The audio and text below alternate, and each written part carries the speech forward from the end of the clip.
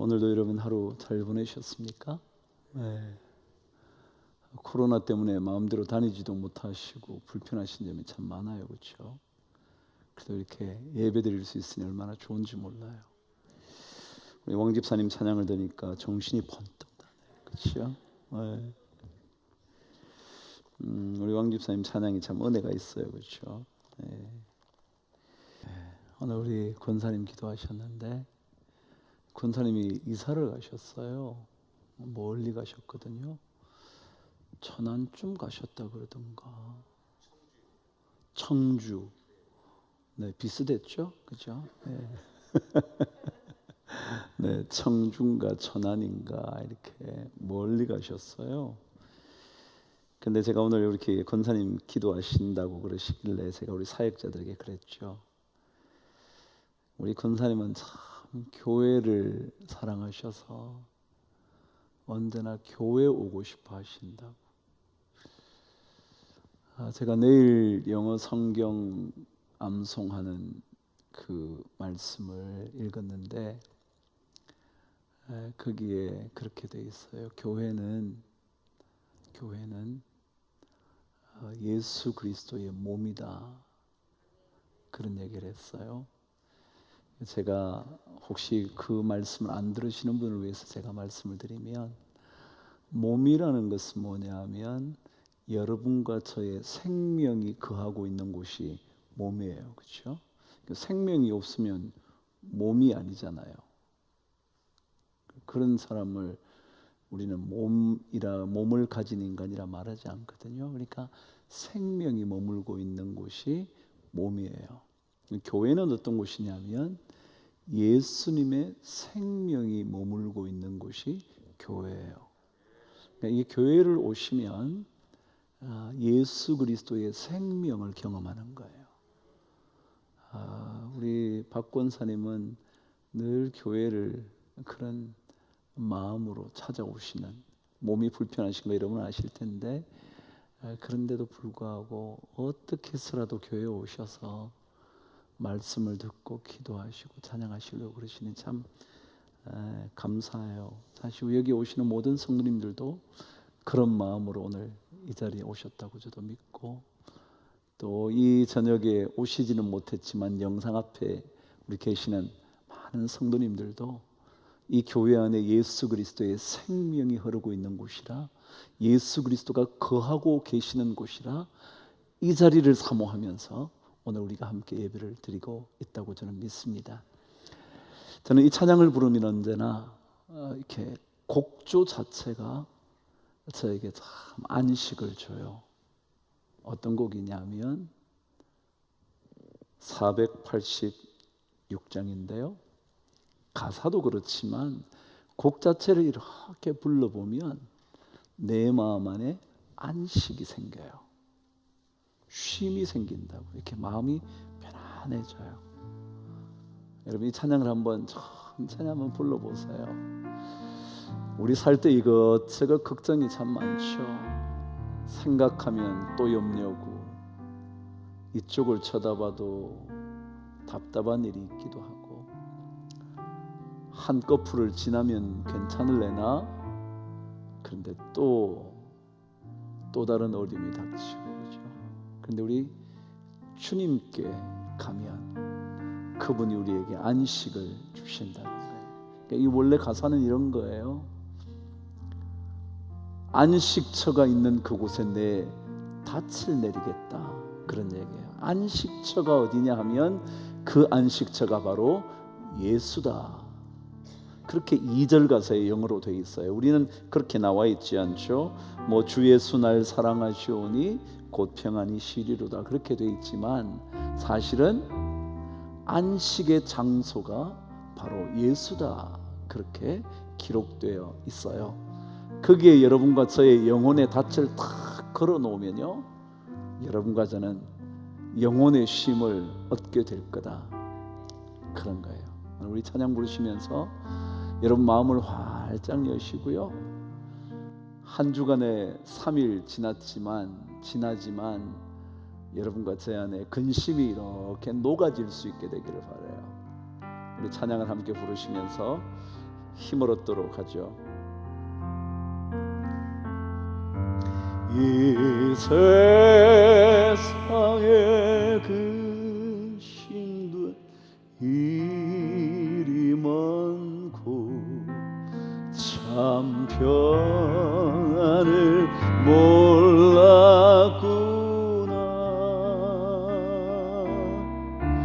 내 주 예수 나로라 부르시니 곧 평안히 쉬리로다. 주 예수의 구원의 은혜로다. 참 기쁘고 즐겁구나. 그 은혜를 영원히 누리겠네. 곧 평안히 쉬리로다. 이 세상에 곤고한 일이 많고 참 쉬는 날 없었구나. 내 주 예수 날 사랑하시오니 곧 평안히 쉬리로다. 주 예수의 구원의 은혜로다. 참 기쁘고 즐겁구나. 그 은혜를 영원히 누리겠네. 곧 평안히 쉬리로다. 이 세상에 죄악된 일이 많고 참 죽을 일 쌓였구나.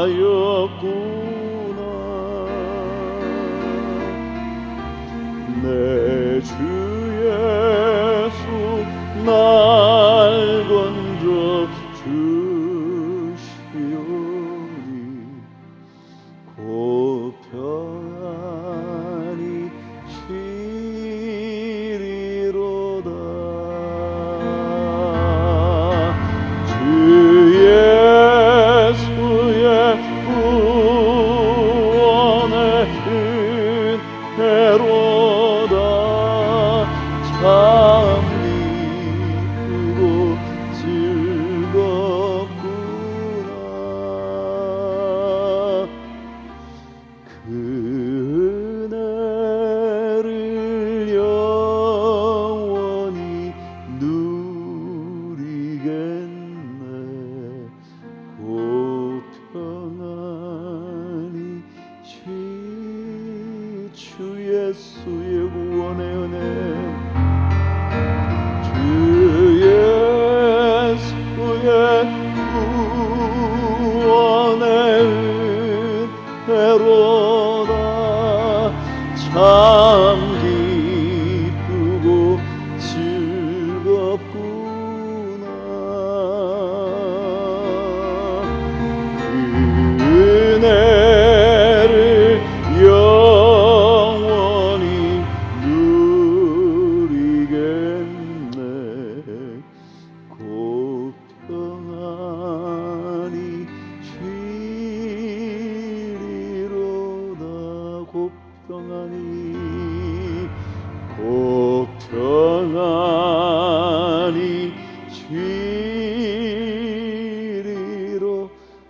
번 더 고백하시면서 주님 나의 영혼을 쉬게 하여 주옵소서. 곧 평안히 쉬리로다.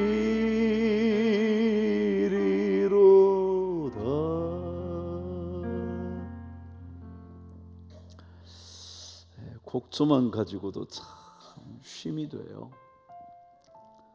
제가 조금 전에 말씀드린 것처럼 우리 인생이 배라고 생각한다면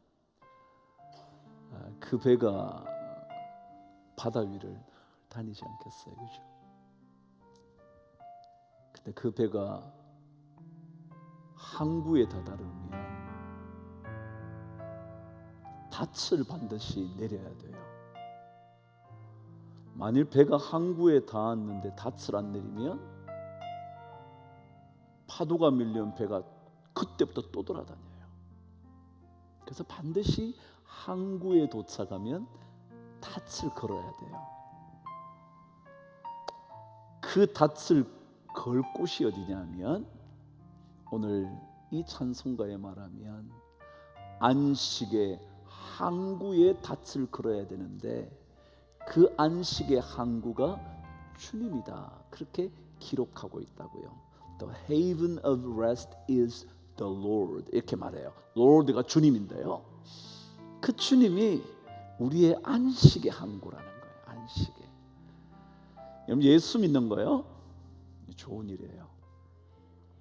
제가 지난번에 기사 하나를 보니까 미국의 텍사스 주에 가면 베일러라는 대학교가 있어요. 좋은 크리스천 대학교죠. 제가 텍사스에 있었기 때문에 좀 알죠. 거기서 연구를 했는데 하나님의 말씀을 일주일에 4번 이상을 읽으면 그 사람에게는 불안과 염려와 우울함, 두려움 이게 급격히 감소한대요. 일주일에 2번 읽으면 별 효과가 없대요.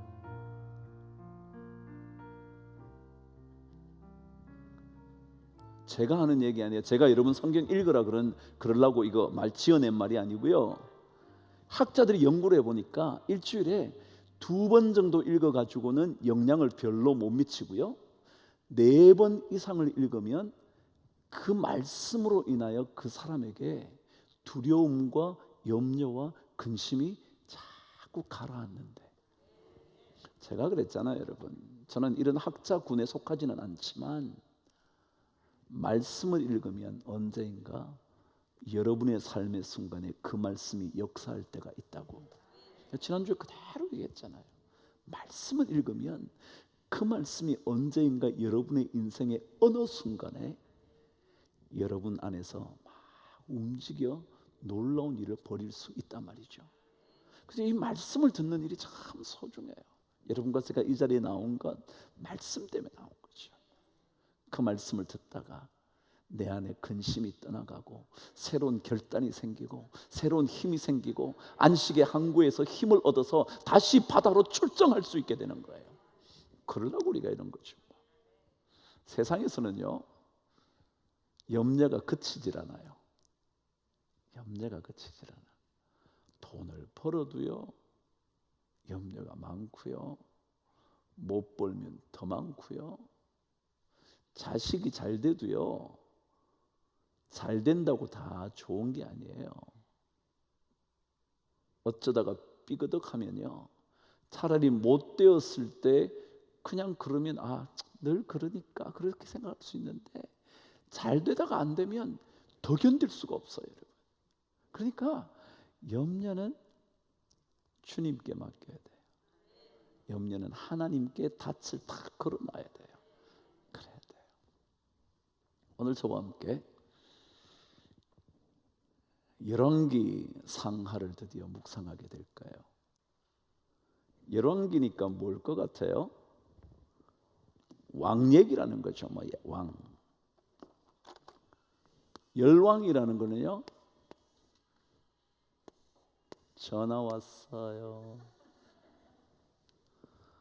열왕이라는 것은요 나열한다 그래서 여러 왕들을 쫙 나열해 놓은 거예요.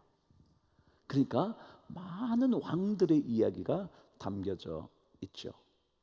그렇다면 여러분, 통일 왕국 시대는요 120년이었거든요. 120년. 사울이 40년을 합니다. 누가 또 40년을 해요? 다윗이 40년을 해요. 또 누가 40년을 하죠? 솔로몬이 40년을 해요. 총 몇 년이라고요? 120년이요. 이 통일 왕국 시대는 왕을 기껏 나열해봐야 몇 명밖에 안 돼요? 3명밖에 안 돼요. 근데 열왕기는 이 뒤에 왕들이 쫙 퍼져나가는 이야기예요. 적어도 북쪽 이스라엘에 19명의 왕이 있고요, 남쪽 유다에 20명의 왕이 있어요. 총 39명의 왕의 이야기가 쫙 나열이 된다고요. 그래서 무슨 기라 그런다고요? 열왕, 여러 왕들이 나열되어 있는 기록, 열왕기예요. 아셨죠? 오늘 저와 함께 이 열왕들의 이야기를 조금 듣고 말 거예요. 왜요? 열왕들의 이야기는 읽어보면 돼. 제가 핵심만 말씀해 드릴 테니까 그것만 챙겨두시고 그냥 읽어보시면 아실 수 있을 거예요. 어쨌거나 북쪽 이스라엘의 왕은 솔로몬 이후에 나라가 나누어진다 그랬죠. 그렇죠? 이걸 분열 왕국이라 그렇게 얘기해요. 왜요? 그전에는 하나의 왕국이었기 때문에 통일 왕국이라고 얘기하는데, 나누어졌기 때문에 분열 왕국이라 그렇게 말한단 말이죠. 어떻게 나눠졌다고 잘 알죠? 남쪽 유다와 북쪽 이스라엘, 그죠? 남쪽 유다의 왕은 누구였냐 하면 나누어졌을 때 솔로몬의 아들이었어요. 그 아들의 이름이 르호보암이었어요. 근데 북쪽 이스라엘의 왕이 된 사람이 누구였냐면 여로보암이에요. 비슷하네요, 그죠? 이렇게 왕이 나눠졌어요. 이 여로보암부터 시작해서 마지막 호세아 왕까지 총 몇 명이었다고요? 19명. 르호보암부터 마지막 시드기야 왕까지 20명의 왕. 이렇게 나눠졌어요. 르호보암에서 시작해서 시드기야까지, 그리고 여로보암에서 시작해서 어디까지요? 호세아 왕까지 19명, 39명의 왕들의 기록이 담겨져 있어요. 그런데 조만간 곧 제가 알려드리겠지만 이 왕들의 이야기는요 그리 복잡하지 않아요. 전투를 벌인다든가 혹은 그에 대한 기록이 별로 없어서 그냥 단순하게 그 사람이 이러이러한 일을 했지, 그리고 이런 나머지 모든 일들은 열왕들의 기록에 기록되어 있지, 이 정도로 끝이 나요. 근데 그 이야기에 핵심이 있다 그러죠. 그걸 오늘 하나만 보시고 거의 말씀을 접을 거예요. 자, 그런데 이 사무엘 상하까지 끝이 나면 누구의 얘기가 끝이 나냐면 다윗의 이야기가 끝이 나요. 그러면 누구 얘기가 남았어요? 솔로몬의 이야기가 남았어요. 그래서 열왕기 상에는 누구 얘기부터 시작하느냐면 솔로몬의 이야기로 시작을 해요. 물론 다윗의 마지막 장면, 그래서 솔로몬을 세우는 이야기까지 나오고 다윗이 죽음을 맞이하고 솔로몬이 쫙 이끌어가서 솔로몬의 왕궁과 그리고 성전을 짓는 이야기까지 적혀 있어요. 한 11장까지. 거기까지가 솔로몬의 이야기예요. 그 이후부터는 이제 누구 얘기라고요? 르호보암과 여로보암이 이어지는 그 왕들의 이야기가 쭉 적혀져 있어요. 됐죠? 여기까지. 자, 그러면서 저와 함께 먼저 이 말씀을 읽고 이제 열왕기서의 전체 핵심이 어떤 것인가를 확인해 보도록 할게요.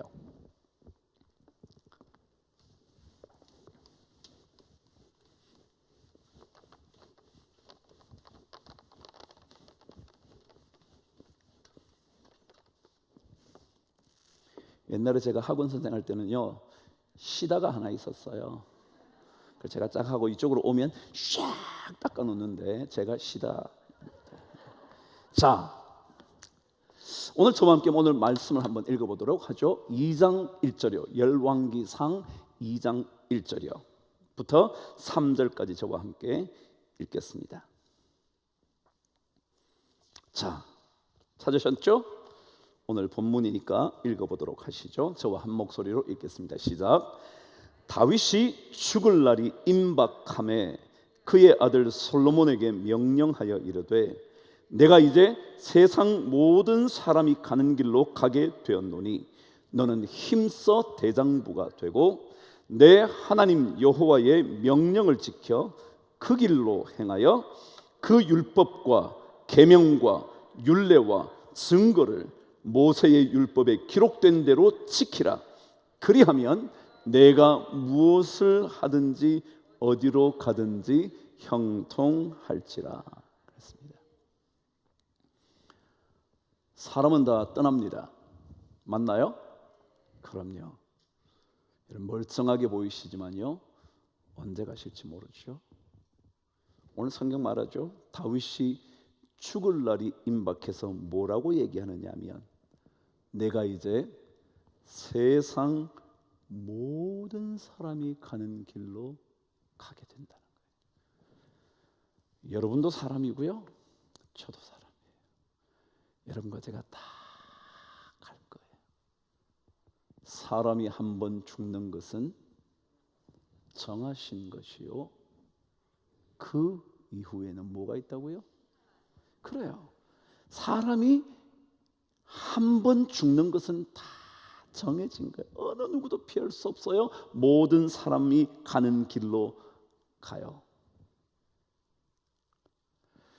그 모든 사람이 가는 길, 갈 수밖에 없고 가게 되어 있고 마지막에는 반드시 만나게 되어 있는데 그 가는 길 말이죠. 가는 길, 과정이요. 그 과정에는 삶의 길을 걸어가는 원칙이 있어요. 그렇지 않겠어요? 아무데나 가면 어디가 목적지인지 알 수가 없어요. 아무데나 가면 어디에 도착할지 여러분은 알 수 없어요. 우리가 마지막은 다 똑같지만 가는 과정이 어떠한지가 중요하단 말이죠. 그 과정에 원칙이 있다는 거죠. 원칙. 그 원칙을 우리가 잘 알고 있어야 된다는 거예요. 그게 뭐냐 하면 3절에 이렇게 기록되어 있어. 제가 읽어드릴 테니까 들어만 보시죠. 내 하나님 여호와의 명령을 지켜 그 길로 행해야 된다.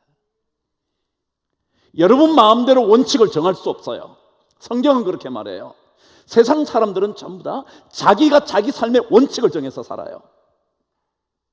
그런데 성경은 그렇게 말하지 않아요. 반드시 오늘 말씀대로 여호와의 명령을 지켜 그 길로 행해야 된대요. 자기 마음대로 하면 안 돼요. 코에 걸면 코걸이, 귀에 걸면 귀걸이 되면 안 돼요. 그걸 뭐라 그런대요? 이 혈령, 비혈령. 누가 이렇게 어려운 걸 썼는지 모르겠지만 그렇죠? 이는 뭐예요? 귀, 이. 혀는 뭐예요? 혀는요, 매달현이에요. 매단다고요. 뭘 매단다고요. 그래서 무슨 식이라 그래요? 현판식이라 그래요. 뭐예요? 판을 매단다고요. 현판이요. 이게 매달현자예요. 영은 뭐냐면 예전에 감자를 뭐라 그러는지 기억나세요? 마령서라 그랬는데 다 잊어버렸죠? 잘하셨어요. 영자가 방울 영자예요. 옛날에는 귀걸이나 목걸이를 전부 다 방울 형태로 만들었나 봐요. 귀걸이 요즘도 그런 거 있잖아요. 이렇게 동그랗게 이렇게 달리는 거. 그래서 귀에 걸면 되는 방울. 그러면 귀걸이가 되는 거예요. 그 다음 뭐예요? 비는 뭐예요? 코비자요. 입이 이누과 그럴 때 코비자. 비 똑같이 현. 똑같아요. 이혈령, 비혈령 그래요. 그 얘기는 사람은요 원칙을 정하면 자기 마음대로 해요. 요렇게 했다가 지 마음에 안 들면 바꾸지 뭐.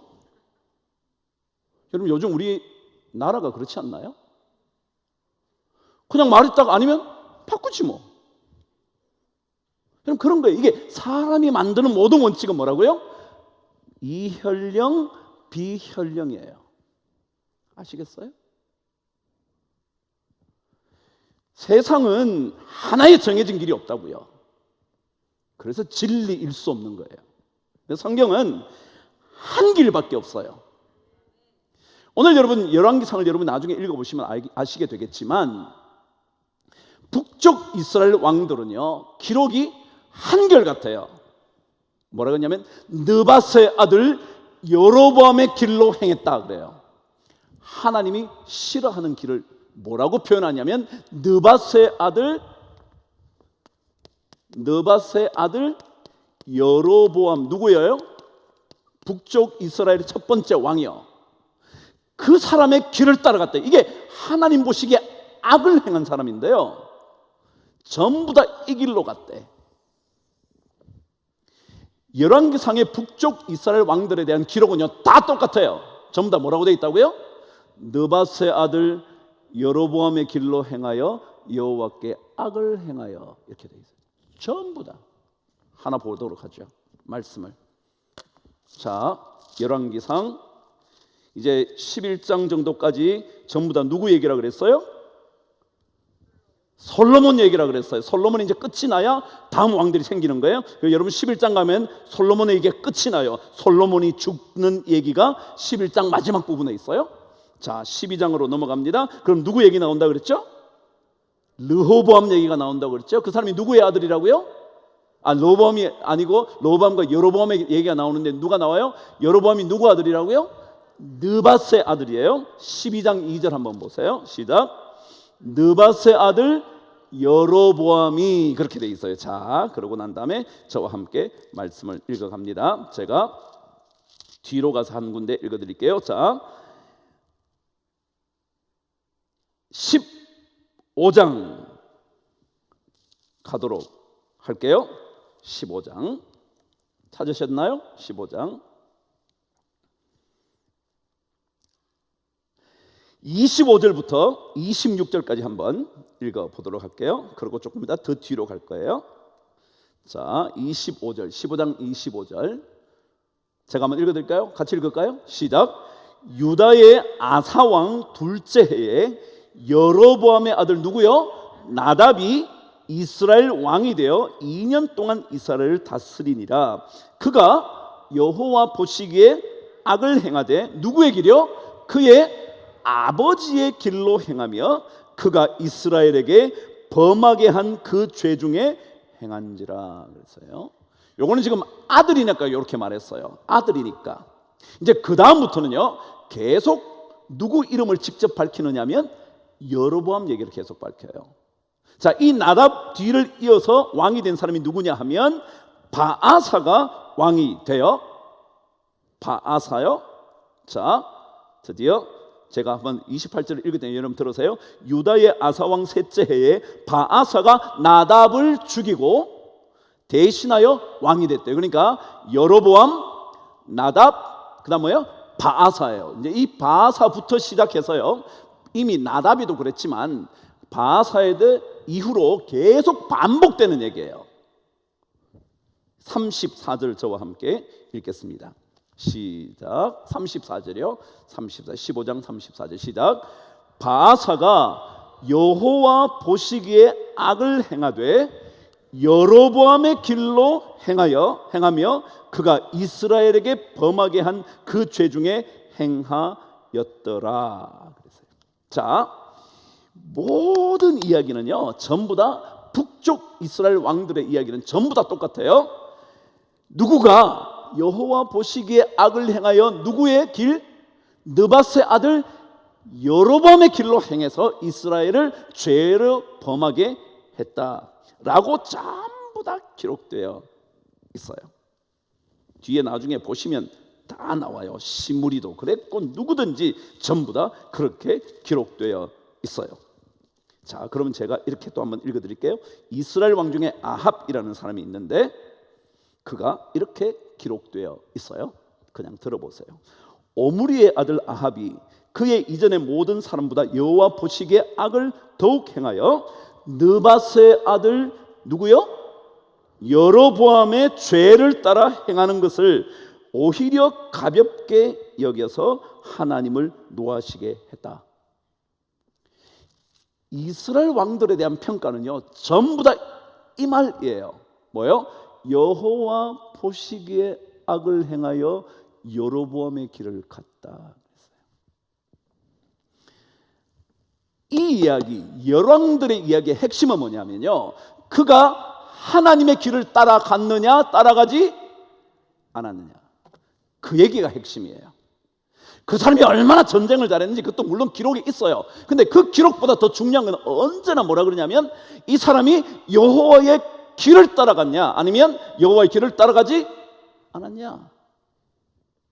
조금 더 나아가면 여호와의 길을 따라가지 않고 여로보암의 길을 따라갔냐 아니면 여호와의 길을 따라 다윗의 길을 갔냐, 이 두 가지예요. 이거 외에는 없어요, 여러분. 그러니까 하나님은 다른 것으로 평가하지 않아요.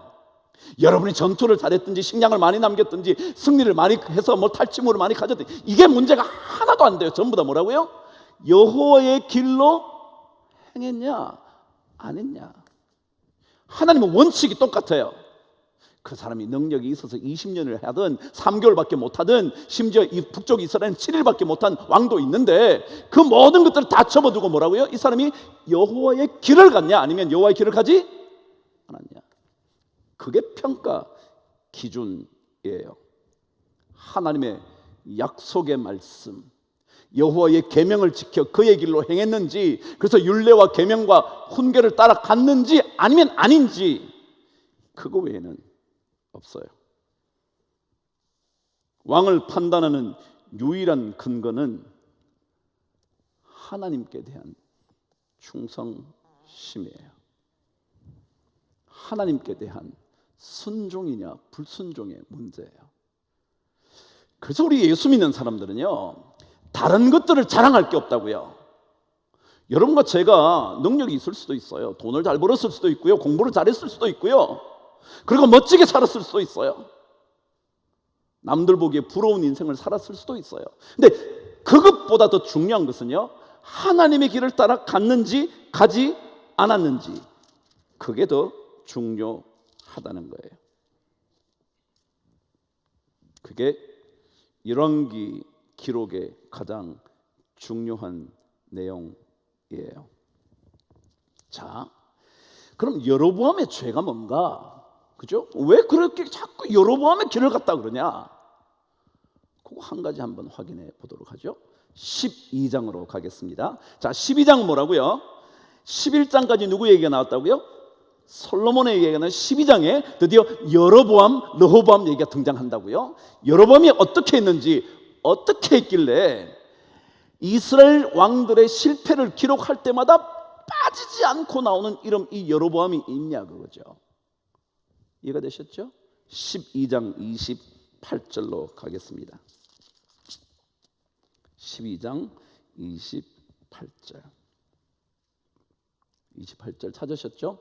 요 가만히 놔두세요. 제가 27절을 읽어드릴 테니까 그냥 배경을 여러분의 이야기해서, 만일 이 백성이, 지금 이건 여로보암의 이야기예요.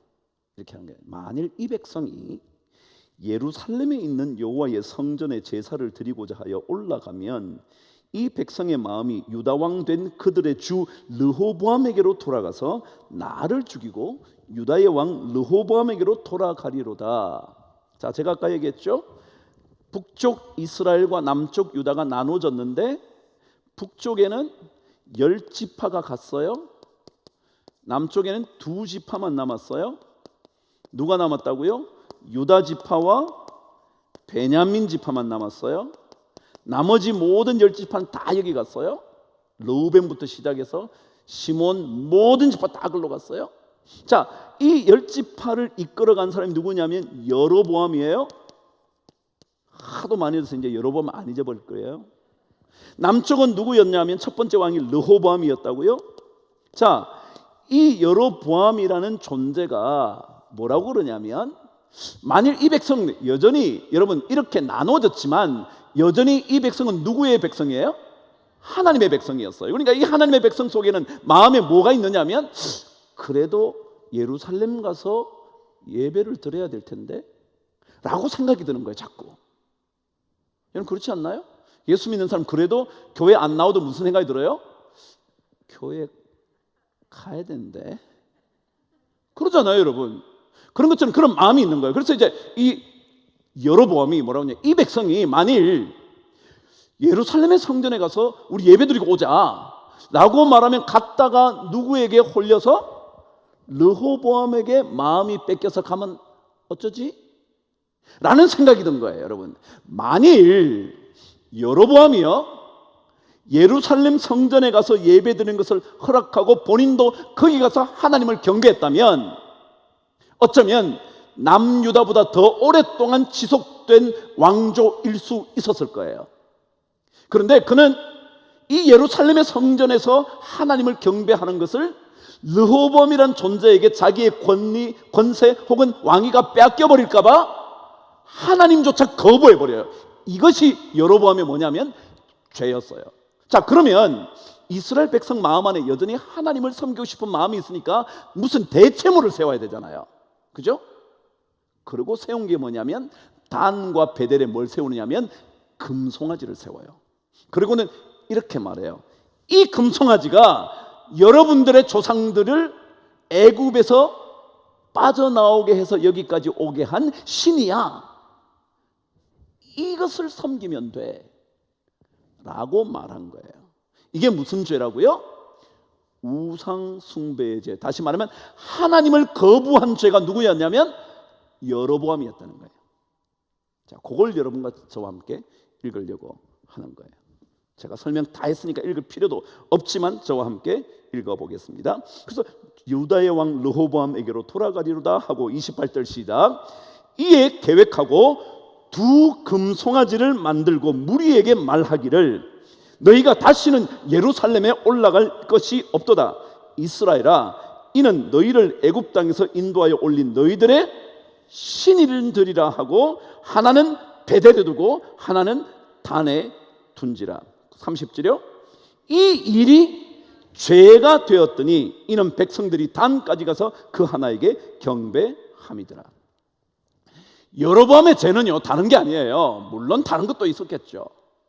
여러분, 죄로 따지면 다윗은 죄 안 지었나요? 근데 다윗은 그 마음이 언제나 누구에게로 향했다 그랬어요? 하나님께로 갔잖아요. 그래서 그를 하나님은 붙잡아 이스라엘의 등불이 되게 하신 거예요. 여로보암은 하나님 아닌 다른 어떤 것들을 세워요. 그리고는 이게 너네들의 조상을 애굽 땅에서 건져낸 신들이야 라고 말했어요. 하나님은 한 분밖에 없어요. 나 외에 다른 신을 두지 말라 그랬어요. 나 외에는 다른 신이 없다 그랬어요. 그런데 뭐라 그러냐면 이 금송아지가 너네들의 신들이야 그랬어요. 여러분 보셨잖아요. 제가 28절 끝부분에 읽어요. 너희를 애굽 땅에서 인도하여 올린 너희의 신들이라 하고 하나는 베델에 하나는 단에 주었다. 하나님 한 분뿐인데요. 지가 지어가지고 둘이래. 그것도 금송아지를 만들어요. 여러분 마치 모세가 시내산에 올라갔을 때 아론이 뭘 만들어요? 모든 백성들의 금부치를 모아다가 뭘 만들어요? 금송아지를 만들어서 이게 너네들의 신이다 그랬잖아요. 이게 문제거든요. 그러니까 이스라엘 백성들에게 가장 중요한 이슈는 하나님을 섬길 거냐 다른 것을 섬길 거냐. 그게 핵심이에요. 그래서 열왕기상을 여러분 읽으면요, 뭐 그냥 전부 다 계속 왕들 얘기가 계속 나오다가요, 끝자락에 가면 이 사람이 여호와를 섬기지 아니하고 여호와의 길로 행하지 아니하고 누구요? 느밧의 아들 여로보암의 길로 행했다. 그럼 누구를 섬기지 않았다는 거예요? 하나님을 섬기지 않아서 그래서 실패라는 거예요. 그래서 유다 왕들도 역시 범죄한 왕들이 많지만요, 그들의 마음이 계속 하나님을 떠나지 않으려고 한 것들이 참 많았기 때문에 이스라엘 백성은요, 이건 북쪽 이스라엘 얘기하는 거예요. 북이스라엘, 남유다요. 남유다는 늘 하나님이 주인공이었어요.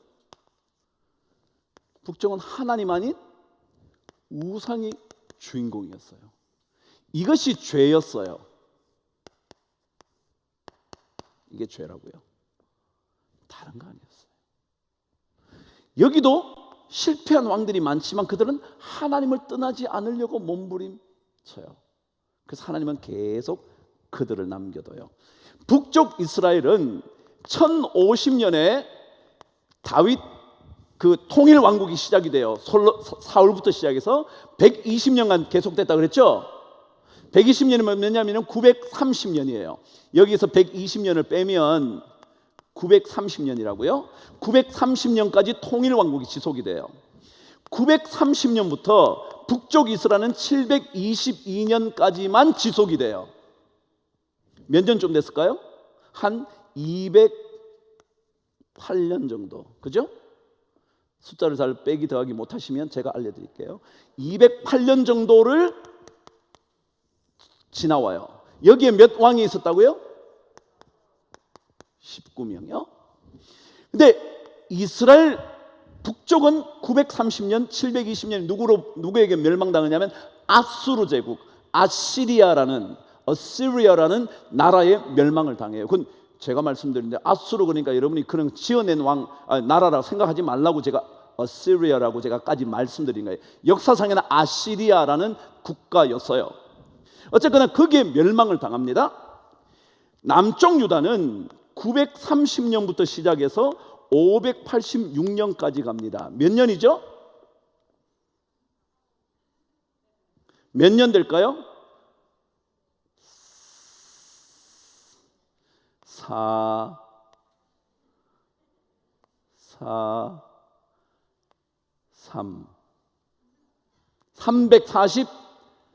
344년이에요. 몇 년 차이 나요? 거의 150년이 차이 나는 거예요. 근데 왕은 몇 명이었다고요? 20명. 자, 그러면 평균적으로 이 왕들의 수명과 이 왕들의 수명이 얼마나 차이가 났을까? 적어도 150년 정도 더 유지된 왕이 20명밖에 안 했대. 그럼 유다는 왕이 한 번 되면 주로 오래 했다는 거예요. 그러니까 하나님의 은혜를 입어서 오래 했다는 거예요. 근데 북쪽은 계속 구테타를 통해서 바뀌는 거예요. 지금 미얀마의 군부 구테타처럼 계속 구테타를 이렇게 한 7번에서 9번 정도의 구테타를 하는 거예요. 그러면 주로 아버지 아들이 왕이 돼야 되는데 군대 장관이 죽여서 자기가 왕이 되는 거예요. 이런 식으로 가요. 처음에 여러분 아시는데 여로보암의 아들은 뭐라 그랬어요? 나답이라 그랬잖아요. 이 나답은 아들이었어요. 근데 그 다음에 바스로 아들이었어요. 그런데 그 다음부터 가면 막 계속해서 누가 나타나서 갑자기 왕을 죽여요. 그리고 자기가 찬탈을 해요. 그게 북쪽 이스라엘이었고요. 유다 남쪽은요, 전부 다 그 아버지의 그 아들, 그 아버지의 그 아들, 그 아버지의 그 아들 계속 가요. 딱 한 사람 여자 아달랴라는 여왕을 제외하고.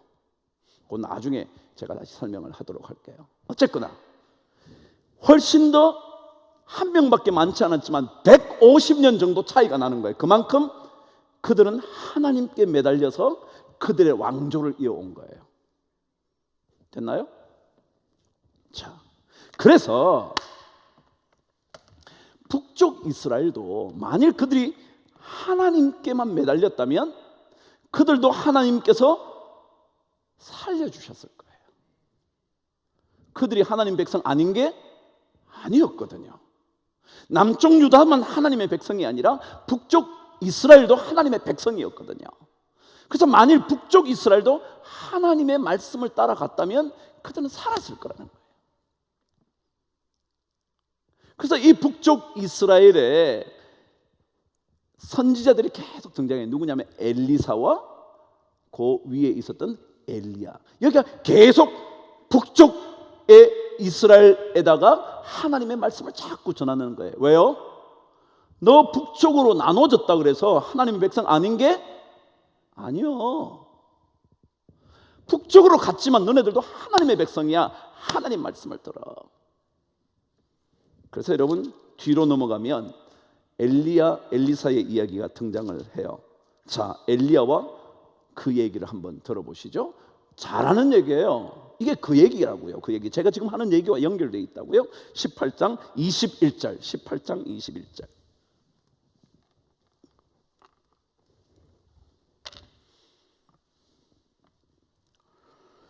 잘하시는 말씀이죠. 18장 21절 엘리야.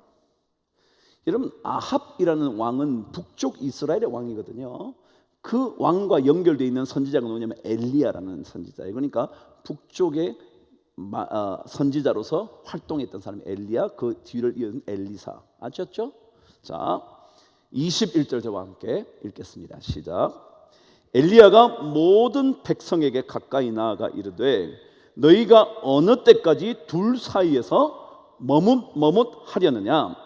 여호와가 만일 하나님이면 그를 따르고 바알이 만일 하나님이면 그를 따르지니라 하니 백성이 말 한마디도 대답하지 아니하는지라. 북쪽 이스라엘 백성들을 향해서 너 진짜 하나님이 누구야? 금송아지야, 바알이야, 아세라야, 도대체 누구야? 수많은 신들 중에 누구야? 라고 물어요. 만일 그 신이면 네가 그 따라가. 그렇지 않으면 하나님을 선택해. 마치 여호수아가 그런 얘기한 것 같잖아요, 그죠? 나와 내 집은 오직 나와 내 집은 여호와를 섬기겠노라. 그런 내용과 비슷하잖아요. 너 언제까지 그렇게 그럴 거냐? 엘리야 선지자 1명과 바알 선지자 450명, 아세라 선지자 400명, 850명과 한 사람의 대결이 벌어졌잖아요. 갈멜산에서요. 그럼 좀 묻잖아요. 하나님 선택할래, 이거 선택할래? 그게 북쪽 이스라엘의 운명과 남쪽 유다의 운명을 가르는 얘기예요. 아니, 모든 왕들의 운명을 가르는 얘기는 다른 게 아니라 하나님을 선택할 거냐 아니면 하나님을 선택하지 않을 거냐. 그거였다. 그거예요. 다른 거 없어요, 여러분. 나머지는요, 읽어보시면 돼요. 읽어보시면 거기에 좀 괜찮은 왕도 있고요, 보잘것없는 왕도 있고요. 그런데 여러분, 아무리 왕이어도요, 누가 진짜 왕인 거예요? 하나님이요. 여러분 잘 생각해 보세요. 아까 제가 2장 1절을 읽었어요. 2장 1절, 2절, 3절을 읽었어요. 다윗이 뭐라 그러냐면, 다윗이 죽을 때가 임박해서 아들에게 뭐라 그러냐면, 나는 모든 사람이 가는 길로 가요. 자기도 왕이었어요. 왕이었지만 나도 간다고요. 사라진다고요. 너도 사라질 거라고요. 그렇지만 사라지지 않는 분이 계신다고요. 누구라고요? 하나님이요. 그래서 여호와 그분의 길을 따라가야 돼라는 거예요. 이게 가르침의 교훈이에요. 다윗의 마지막 유언이잖아요. 다윗의 마지막 유언. 다른 거 따라갈 수가 없다는 거죠. 우리는 더 이상 머뭇거릴 수 없다는 거죠. 하나님 그분을 선택해야 한다는 거죠.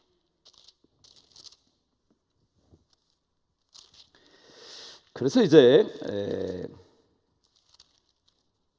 엘리야 이야기가 열왕기상의 마지막 부분 있고요, 열왕기 하의 앞부분에서 엘리사에게 전수해 주는 이야기가 지나고 나면 본격적으로 왕들의 이야기가 계속 등장하는 거예요. 그냥 읽어보세요. 그냥 뭐 다른 설명을 제가 할 게 뭐 있겠어요. 근데 이 북쪽 이제 그래서 나중에 여러분이 이제 북쪽 이스라엘에 선지자들이 있었어요. 기억나는 선지자 혹시 있나요? 지금 북쪽 이스라엘 엘리야, 엘리사 말고 그때 선지자들이 또 있었어요. 성경의 책으로 남아 있는 사람들이 있어요. 세 사람이 있어요. 누구냐면 아수르 제국 아시리아에 대하여 굉장히 하나님의 말씀을 전하는 걸 싫어했던 선지자가 있었어요. 누구였어요? 요나요. 왜냐하면 아수르 제국의 수도가 어디였냐면 니느웨였어요.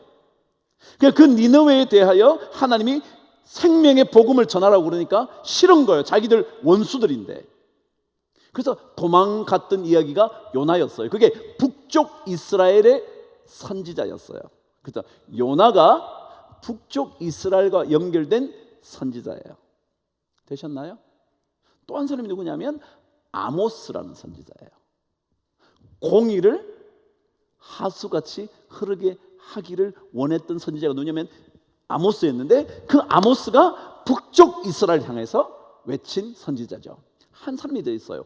호세아. 자, 그러면 여러분들께서 혹시 북쪽 이스라엘의 메시지를 전달한 세 사람을 기억해 둘 필요가 있다면 이 세 사람을 기억하셔야 돼요. 누구요? 호세아, 아모스, 요나. 그래서 이 북쪽 이스라엘의 선지자 엘리야, 엘리사, 아모스, 호세아, 요나. 그러니까 이 세 사람은 요 세 사람 아모스, 호세아, 요나는 성경책에 남아 있는 북쪽을 향한 북이스라엘을 향한 하나님의 메시지를 전달한 선지자들이었어요. 남쪽 유다에는 꽤나 많은 선지자들이 있죠. 그 중에 대표적인 게 이사야, 예레미야, 그리고 미가서도 중요하거든요. 나중에 읽으시면 하박국도 있고요, 나훔도 있고요, 스가랴도 있고요. 많은 선지자들이 남쪽 유다에 있어요. 그러니까 아무래도 선지자들은 누구냐면 하나님의 말씀을 전하는 사람이잖아요. 하나님의 말씀을 전달해 주는 사람이잖아요. 대언자거든요. 파수꾼이거든요. 그 사람들이 많이 살아 있으니까 그래도 남유다가 하나님의 길로 가기가 쉬웠어요. 그럼 하나님의 선지자가 없으면요, 여러분 히스기야 얘기를 읽어보세요. 누구의 말을 들으라고 그러죠? 선지자의 말을 들어야 된다는 거예요. 그래서 이 남쪽 유다에는 요엘, 오바댜, 이사야, 나훔, 하박국, 스가랴, 그 다음에 예레미야 너무나 많아요. 그 많은 선지자들이 계속 하나님의 메시지 던지는 거예요. 좀 잘못 가면 하나님. 그래서 그들이 끊임없이 하나님 안에서 이렇게 뭐라 그럴까요? 영어로 하면 struggle 하는 거예요. 이렇게 투쟁한다 그럴까요? 안에서 막 이렇게 내가 나가려 그러면 잡아당기는 거예요. 선지자들이요. 딴 길로 가려고 그러면 또 잡아당기는 거예요. 그 선지자들이 계속 하나님의 말씀을 던져내는 거예요. 그래요. 자, 계속 이제 여러분이 이제부터는 읽어보셔야 할 거예요. 그래서 이제 유다 왕의 요시야, 히스기야 이런 왕들은 꼭 절대 잊어버리지 말아야죠. 왜냐하면 종교개혁을 일으킨, 개혁을 일으킨, 개혁이라는 건 다른 개혁이 아니에요. 하나님께 진짜 되돌아가려고 하는 그게 종교개혁이었어요. 개혁. 네? 여러분 개혁이라는 건 말이죠,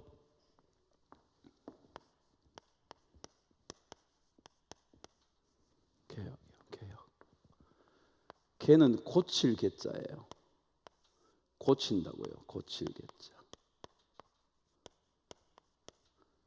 혁자는요, 무슨 혁자죠? 가죽 혁자예요.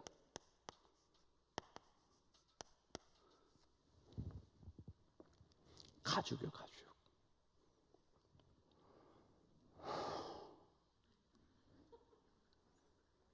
가죽의 또 다른 한자는 뭐냐면 가죽 피자예요. 들어보셨죠? 이게 가죽 피자예요. 그래서 우리는 가죽 제품은 무슨 제품이라고 해요? 피혁이라고 해요. 피혁이라고 해요. 피혁. 그런데요, 왜 똑같이 가죽 가죽 그랬을까요? 달라서 그래요. 가죽 피자는요 어떤 의미를 가졌냐면 동물을 잡아가지고 껍데기가 나온 걸 뭐라 그러냐면 가죽피라 그래요. 아시겠어요? 거기는 뭐가 묻어 있어요? 붙어 있어요? 털이요, 털. 털이 다 붙어 있는 것을 뭐라 그러냐면 피라 그래요. 가죽피라 그래요. 그거는 쓸 수 있어요, 없어요? 못 써요. 그걸 뭘로 바꿔야 돼요? 가죽 혁으로 바꿔야 돼요. 털을 다 뽑고 무드질을 막 해가지고 그는 벨트도 만들고 구두도 만들고 가방도 만들고 옷도 만들고 그럴 수 있는 거예요. 그게 혁이에요. 이해가 되셨죠? 뭘 해야 혁이 되냐면 털을 다 뽑고요, 그것들을 잘 무드질을 해서 더 변하지 않도록 만들어야 돼요. 그래서 이거는 놔둬도 일반적으로 썩지 않아요. 여러분 가죽 혁띠가 썩는 거 보셨어요? 아니요. 근데 그냥 가죽 피는요 껍데기를, 동물의 껍데기를 벗겨가지고 놔두면요 이게 썩어. 이해가 되시나요? 그럼 개혁은 뭐냐면요 끊임없이 고치면서 가죽이 되게 만드는 거예요. 무슨 가죽? 쓸만한 가죽이요. 이해가 되셨나요? 왜 똑같은 건데 개피라 그러지 그러셨어요? 개피라 그러야지 왜 개혁이라 그러냐고요.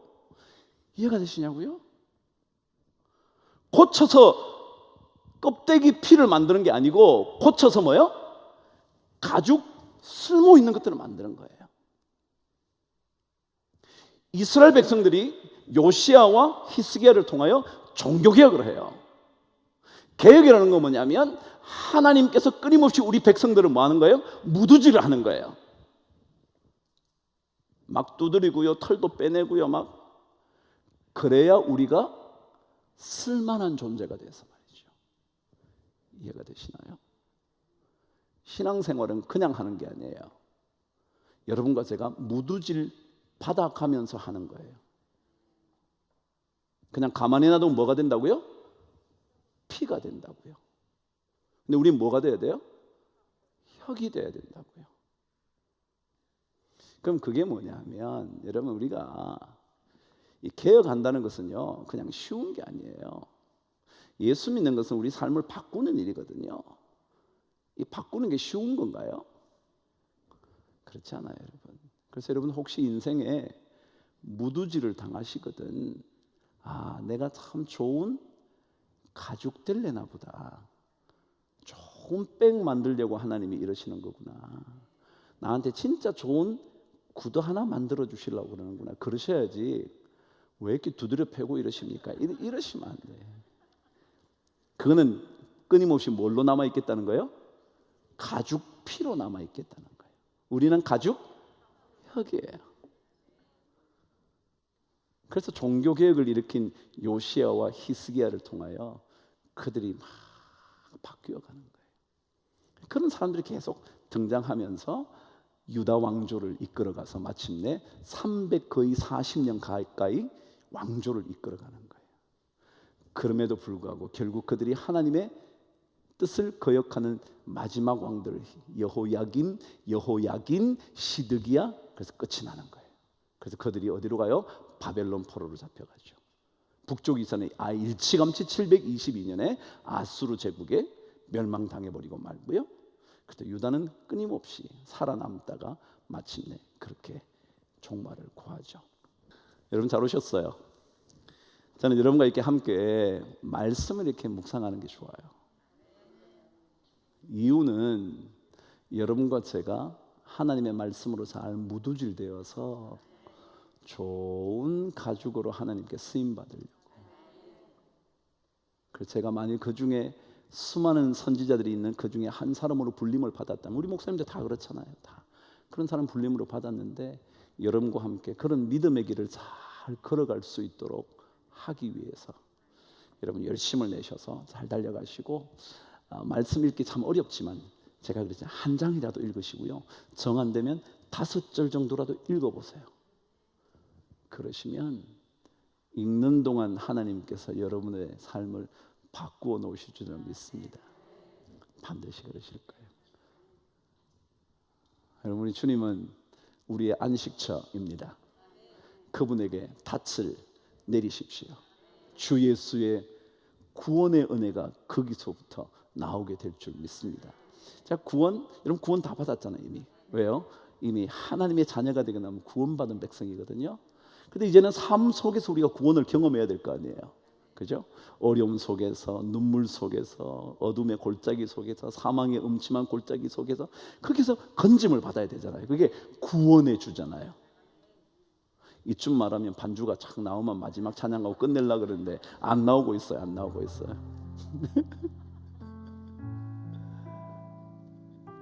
여러분 함께 찬양하고 오늘 예배를 마치도록 하죠. 주 예수의 구원에, 주 예수의 구원에 은혜로 참 기쁘고 즐겁구나. 그 은혜를 영원히 누리겠네. 곧 평안히 쉬리로다. 이 세상에 근심된, 이 세상에 근심된 일이 많고 참 평안을 몰랐구나. 내 주 예수 나로라 부르시니 곧 평안히 쉬리로다.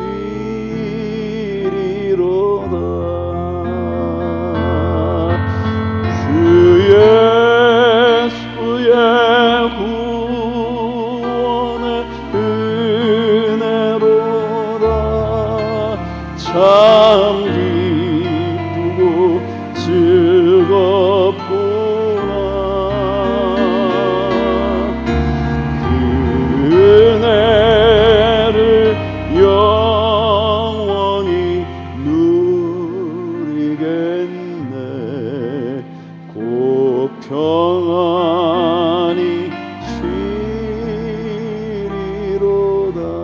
이 세상에 곤고한, 이 세상에 곤고한 일이 많고 참 쉬는 날 없었구나.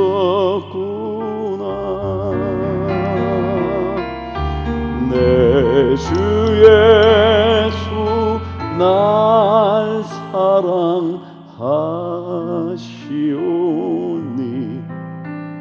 The haven of rest is my Lord.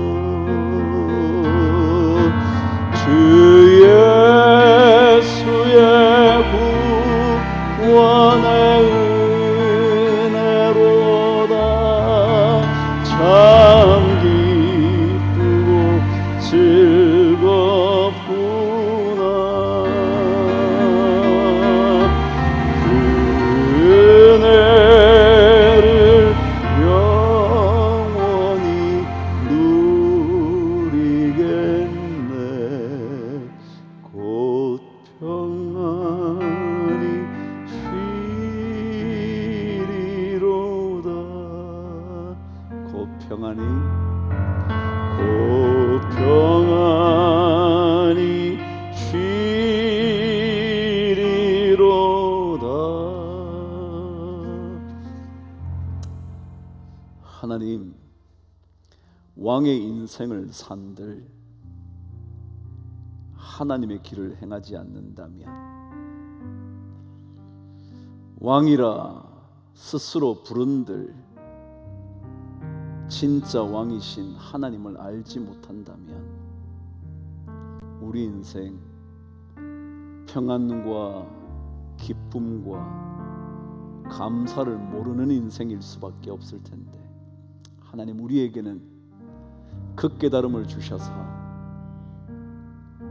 하나님 그분께, 우리 주님께 영혼의 닻을 걸고 안식하는 인생 되게 하여 주신 것을 감사합니다. 왕처럼 살지 못해도 왕이신 나의 하나님, 왕이신 나의 하나님 더 간절히 부르면서 살아감으로 인하여 왕 되신 주님께서 우리의 삶에 베풀어 주시는 큰 은혜를 우리 모두가 경험하게 하여 주옵소서. 오늘 연약한 성도님들 많습니다. 병석에서 주의 이름을 부르는 성도들도 참 많습니다. 자녀들의 이름을, 그들의 일생을 붙들고 주님 앞에 기도하는 성도들 많습니다. 하나님 아버지, 그 놀라운 기도의 응답의 역사를 우리 모든 성도들이 때를 따라 경험할 수 있도록 축복해 주옵소서. 오늘 우리 모든 성도님들 말씀 앞에 엎드리게 하셨으니 나머지 3일도 말씀과 함께 걸어가다가 좋은 하나님의 구원의 은혜를 맛보게 하여 주옵소서. 지금은 우리 주님 예수 그리스도 생명 되신 주님의 큰 은혜와 하늘아버지의 갚을 길 없는 사랑과 성령님의 도우심의 큰 역사와 감동이 우리 모든 성도들 위해 나라와 열방 선교 사역 거룩한 이 제단 위에 영원토록 함께 계시기를 간절히 축원하옵나이다. 아멘.